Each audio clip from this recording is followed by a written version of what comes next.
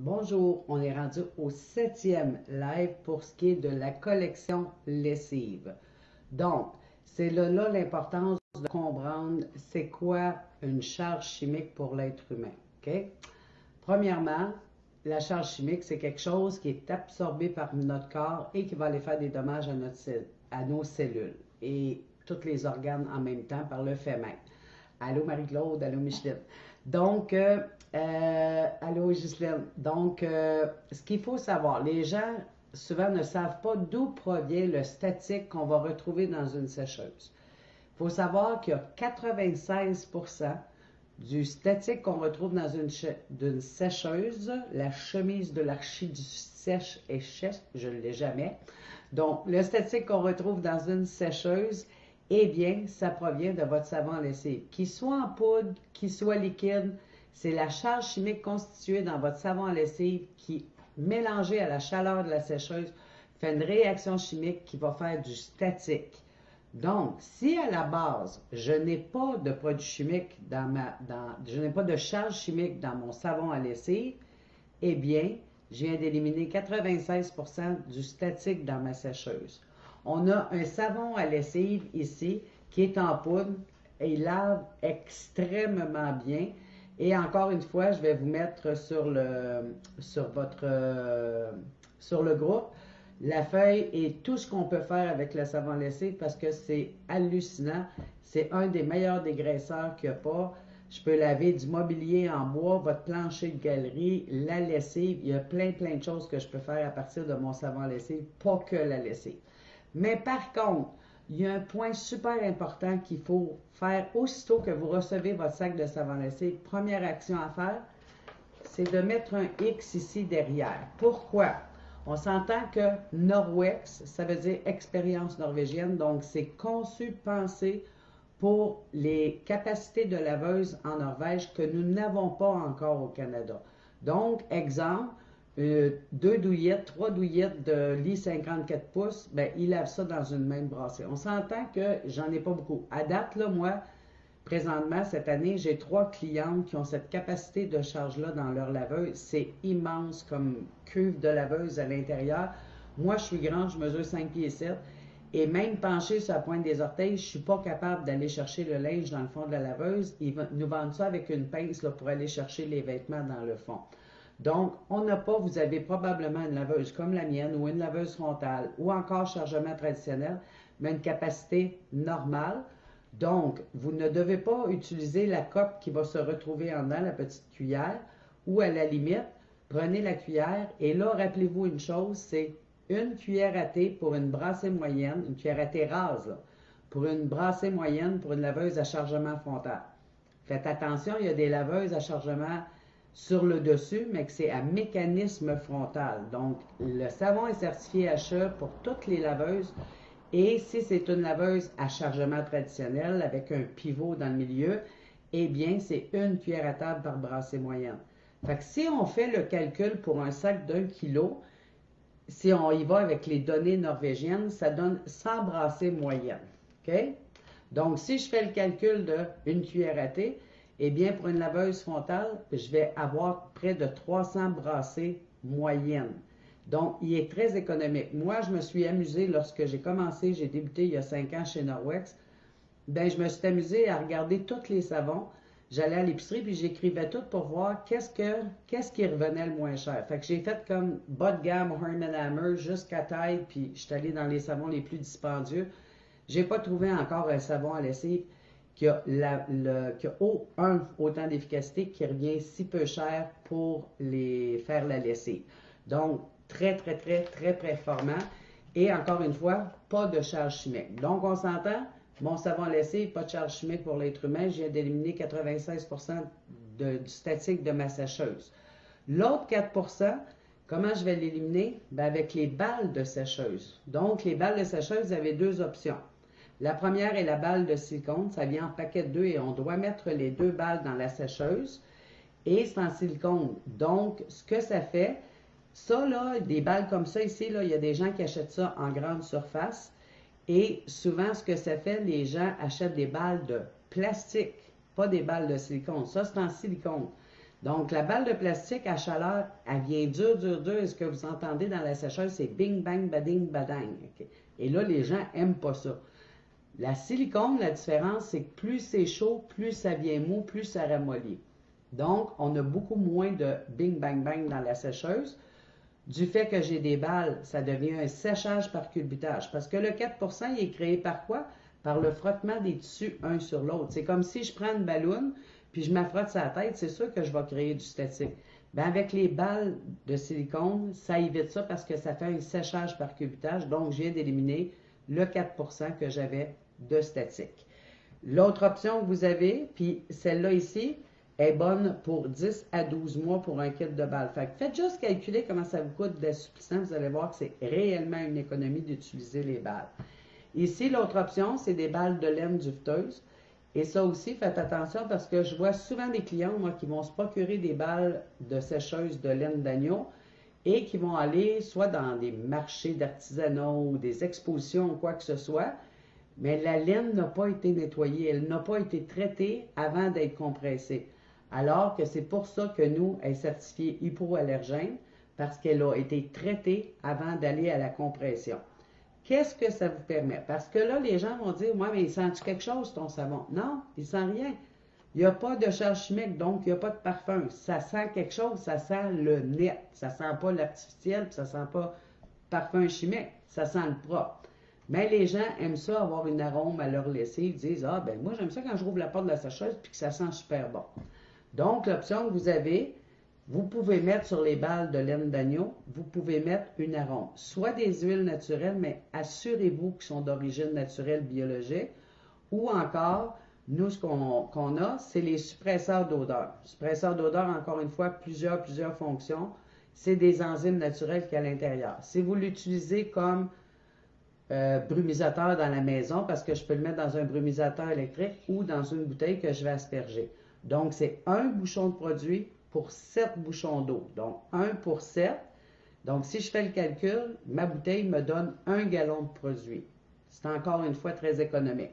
On a 3 odeurs.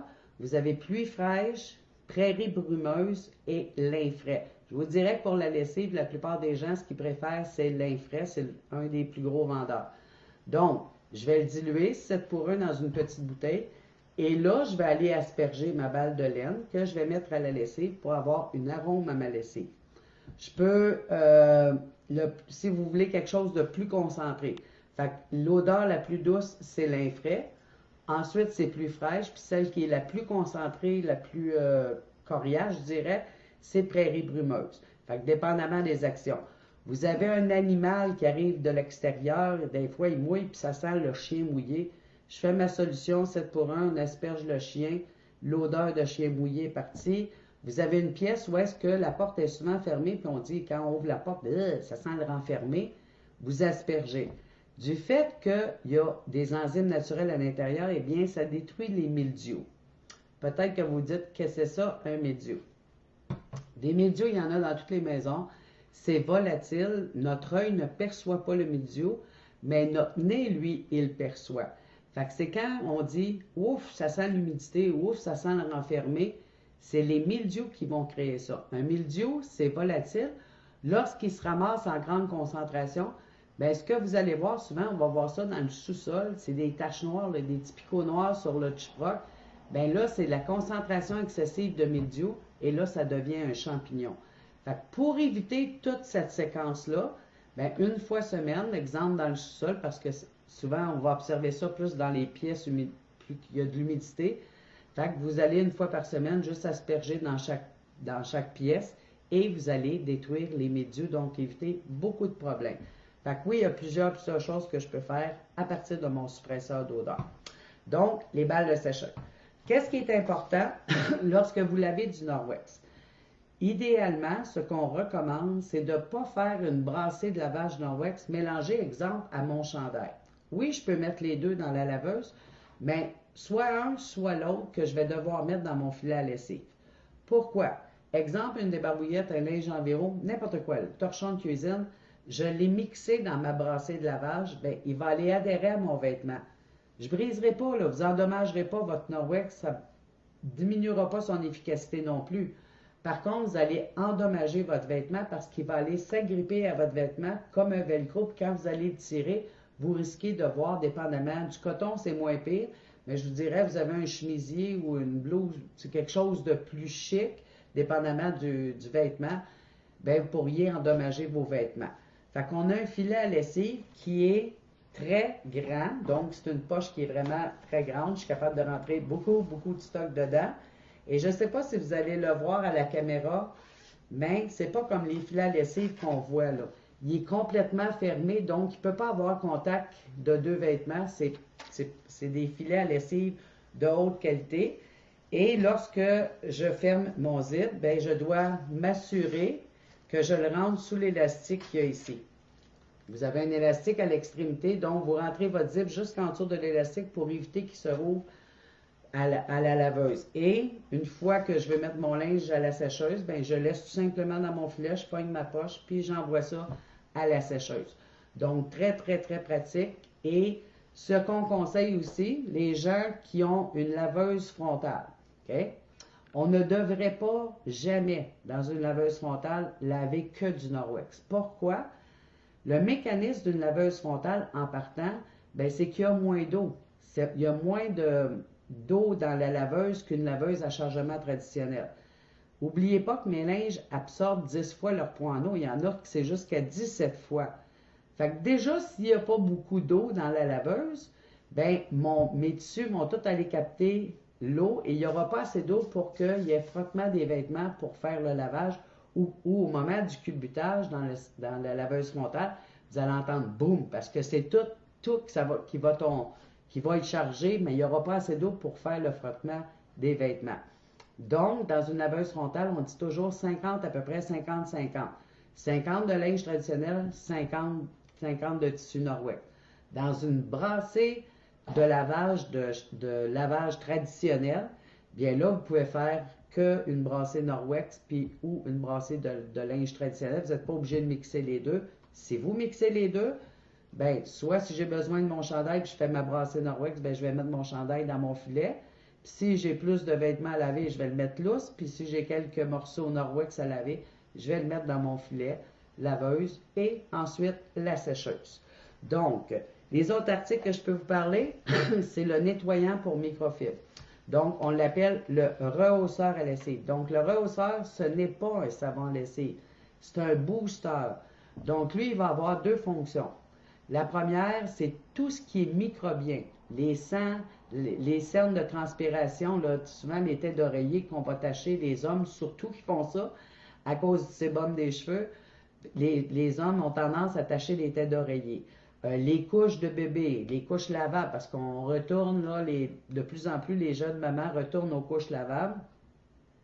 Donc, tout ce qui est urine, sel, le sang, les sécrétions quelconques, eh bien, ça va être le rehausseur à lessive. Donc, si j'ai cette problématique-là, et exemple que j'ai une laveuse à chargement traditionnel, ça sera une cuillère à table. Donc, je vais mettre une cuillère à table de mon savon à lessive, une cuillère à table de mon rehausseur à lessive. Si je veux faire un pré-trempage, donc, exemple des couches lavables.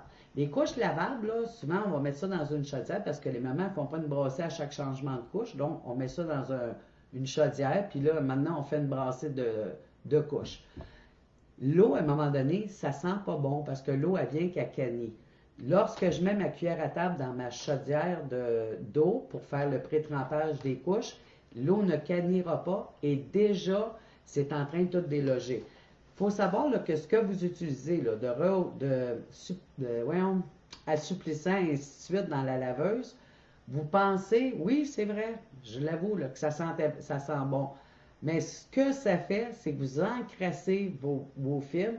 Puis là, on achète un chandail d'un beau bleu turquoise éclatant. 6 mois après, il est bleu, mais oubliez l'éclat, il n'y en a plus d'éclat. Pourquoi? Parce que j'ai encrassé la fibre de charge chimique. Alors que le rehausseur, lui, en une seule fois, il va dégager tout ce qu'il y a de charge chimique dans votre vêtement. Il va retrouver sa couleur éclatante. Donc, un produit super efficace et très, très, très aimé. Ici, vous avez le détachant. Le détachant, c'est encore des petits points. Quand je vous dis que le but de faire cette présentation-là virtuelle. Ben oui, c'est sûr que présentement, à cause du COVID-19, ben je ne peux pas me déplacer chez les gens parce qu'en temps normal, Guylaine pourra vous en parler. Je sais que vous la connaissez tous. Je suis toujours sur la route à aller présenter les produits dans des commerces, dans des maisons privées parce que mon travail, c'est d'aller de maison en maison faire un nouvel enseignement aux gens. Et lorsque je suis chez les gens, ben, je suis en action. Fait que je vais laver la porte du frigidaire en stainless. Je vais laver les grilles du ventilateur. Je peux faire plein d'actions pour vous démontrer pas juste comment fonctionnent les produits, comment les entretenir, mais comprendre l'efficacité du produit parce que vous le voyez comment je l'utilise.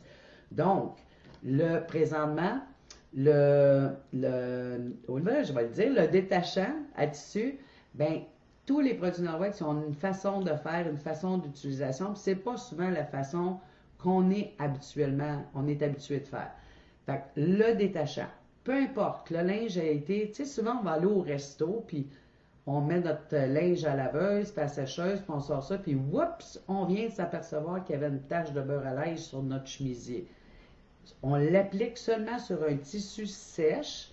C'est un gel, donc c'est pas liquide, c'est un gel assez épais. Vous allez mettre quelques gouttes, vous tapotez sur le vêtement et vous ne lui touchez plus pour au moins 10-15 minutes. Après 10-15 minutes, venez faire le mouvement circulaire avec votre doigt. Si vous ne voyez plus la tache, ça suffit, envoyez ça à la laveuse. Si vous la voyez encore légèrement, on remet tout simplement une goutte, on tapote, on attend 10-15 minutes et on revient faire le mouvement circulaire. Vous pouvez faire ça sur n'importe quel tissu. On l'a testé sur du coton indien rouge et il n'y a jamais de cerne, il n'y a rien qui paraît. C'est vraiment, vraiment très, très, très, très efficace. Donc, j'ai fait le tour de ce qui est pour la lessive et le dernier que je vais vous faire, à moins d'avoir une demande spéciale. Donc, s'il y a des gens, oh mon Dieu, allô Maryse, Ruth, Lison, Ghislaine, Micheline, Marie-Claude.